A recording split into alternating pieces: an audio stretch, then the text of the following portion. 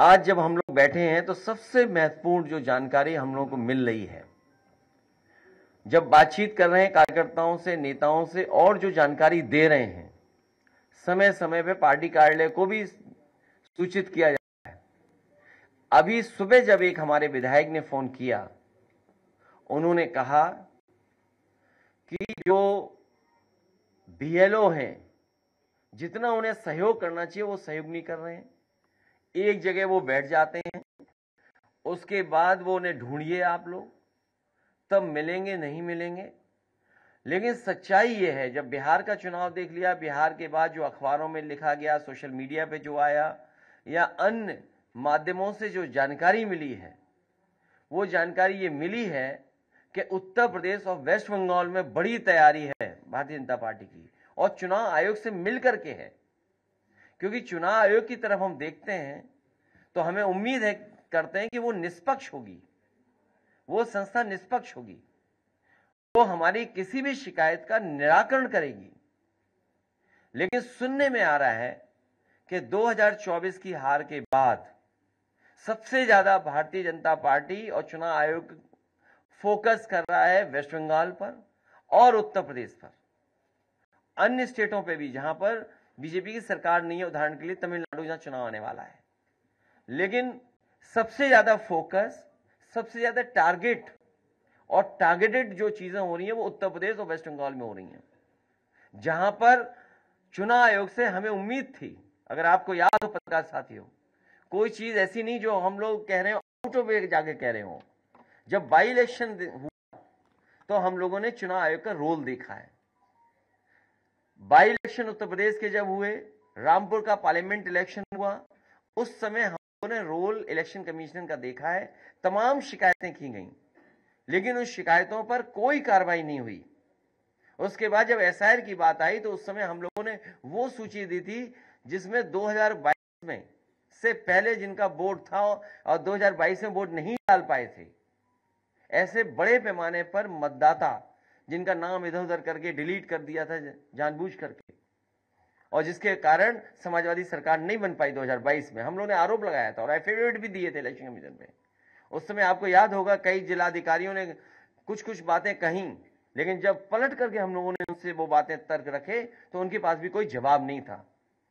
इसलिए जो तैयारी है, सबसे महत्वपूर्ण बात यह है कि भारतीय जनता पार्टी, उनकी सरकार, उनके अधिकारी और चुनाव आयोग मिलकर के ये तैयारी कर रहे हैं कि 2024 में जिन विधानसभाओं में समाजवादी पार्टी जीती है, इंडिया गठबंधन जीता है, उन विधानसभाओं में 50,000 से ज्यादा वोट काट दिया जाए एसआईआर के बहाने।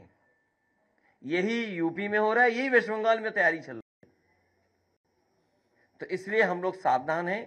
हम पॉलिटिकल लेवल पर, अपनी पार्टी के स्तर पर सभी कार्यकर्ताओं को आपके माध्यम से, अपने संगठन के लोगों को आपके माध्यम से ये अपील भी करते हैं कि पूरी जिम्मेदारी के साथ ये अपनी वोटर लिस्ट ठीक करें। जो वोट है, जो बनना चाहिए वो बनवाएं, बीएलओ से मिलकर के करें, और जहां कहीं नाकामी या जिस तरह की शिकायत मिले वो पार्टी तक जरूर पहुंचें। इधर जो शिकायतें मिली हैं, हम बड़े पैमाने पर शिकायतें हैं, मैं श्रीवास्तव जी जो ऑफिस में देख रहे हैं, मैं उनसे कहूंगा कि वो जरूर ब्रीफ करें। उससे पहले कोई एक अधिकारी है एसडीएम, उनकी रिकॉर्डिंग भी हमारे पास, कोई है रिकॉर्डिंग एसडीएम साहब वाली, एक एसडीएम साहब की रिकॉर्डिंग है। देखिए क्या कह रहे हैं, मतलब किस लेवल पे तैयारी है कन्नौज में। कन्नौज तो वो रहा है ना, हमारी राजधानी, देश की राजधानी रही है कन्नौज।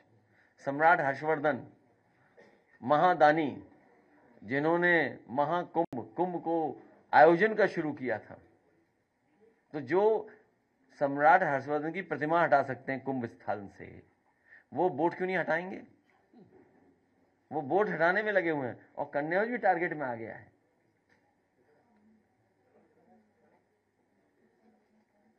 और मैं पहले भी बता चुका हूं कि पोस्टिंग, ट्रांसफर, समाजवादी पार्टी, हाँ चलाइए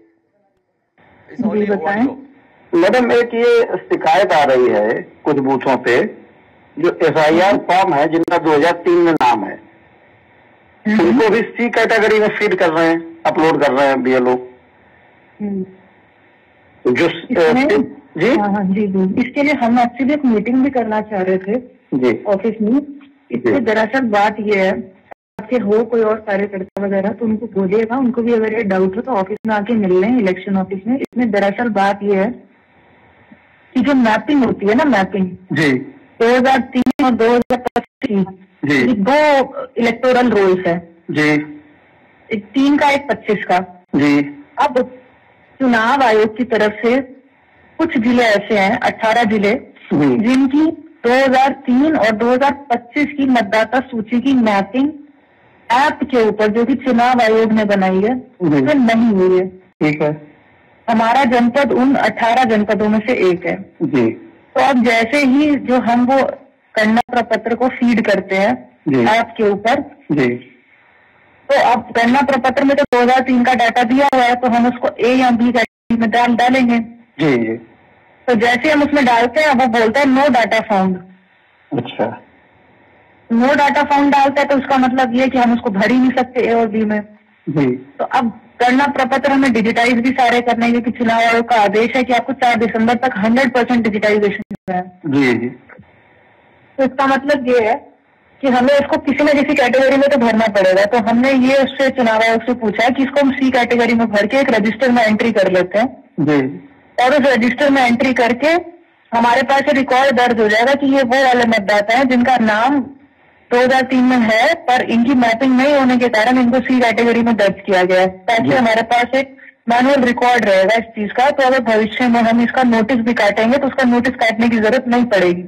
हाँ, यही कंफ्यूजन था कि जब ड्राफ्ट रोल आ जाएगा उसके बाद जब आप नोटिस देंगे तो फिर इनको भी नोटिस जाएगा अगर सीट हाँ, कैटेगरी। तो इसलिए हम उनकी एंट्री रजिस्टर के अंदर कर रहे हैं। रजिस्टर के अंदर एंट्री करने का मतलब है कि हम उसको उसके अंदर फीड करके रखेंगे। तो फिर उनकी नोटिस नहीं जाएगी।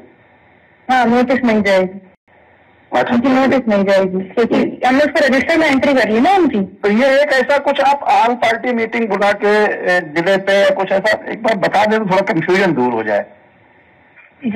हमने तहसील में तो बोला था अपनी कि एक मीटिंग बुलाई ली जाए, जी जी इतना कर लीजिए, कराते हैं इस चीज को। और जी जी ठीक है मैडम। ठीक है,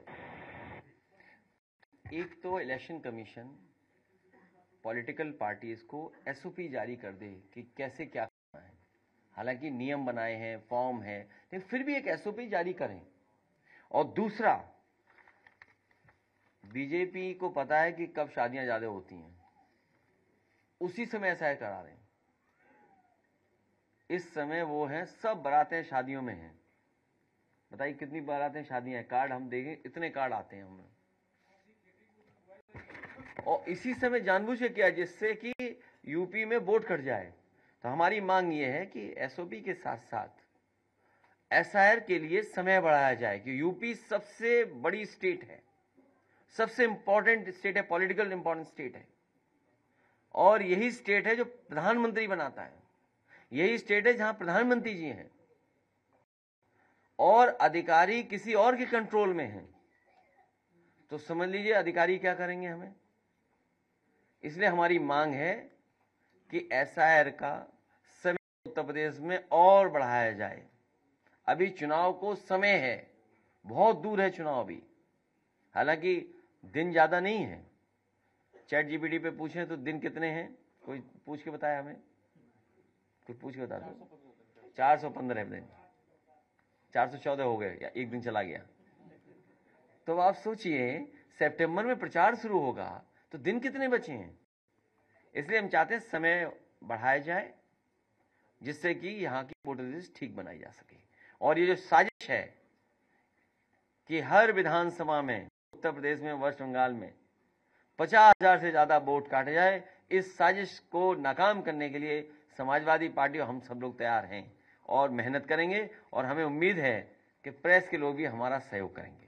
लोकतंत्र को बचाने के लिए, संविधान को बचाने के लिए, देश को और मजबूत बने इसका लोकतंत्र, उसके लिए आप भी हमारा सहयोग करें।